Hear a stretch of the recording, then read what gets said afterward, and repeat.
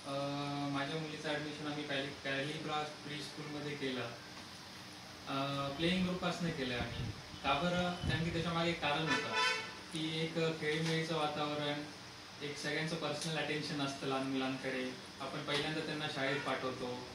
शाळेत पाठवल्यानंतर ना कसं एक घरगुती वातावरण सारखं पण होतं आणि लहान मुलांवरती ते असे घरचे संस्कार प्रकारे तिकडे सगळं व्यवस्थित पार पडलं आमचं प्लेइंग ग्रुप. मग नंतर आम्ही पुढे नर्सरीला गेलो.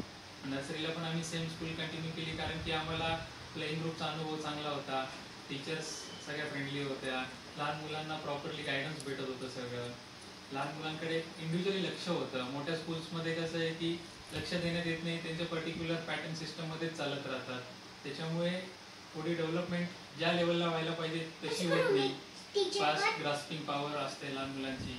जे बघतात आजूबाजूच्या मोठ्यांकडनं बघतात ते शिकतात.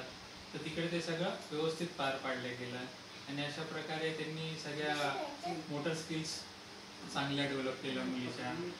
त्याच्यानंतर सगळ्या इव्हेंट्स होतात प्रॉपरली. स्पोर्ट्स डे कॅरी झाला तर लहान मुलांनी भरपूर एक्सपोजर भेटला त्यांना. भरपूर नवीन त्यांना काही काही शिकायला भेटलं. तर म्हणून कॅरी क्लास स्कूलमध्ये मी असं ड्रॉबॅक्स तर काही सांगू शकत नाही, पण प्लस पॉईंटच जास्त आम्हाला सापडले.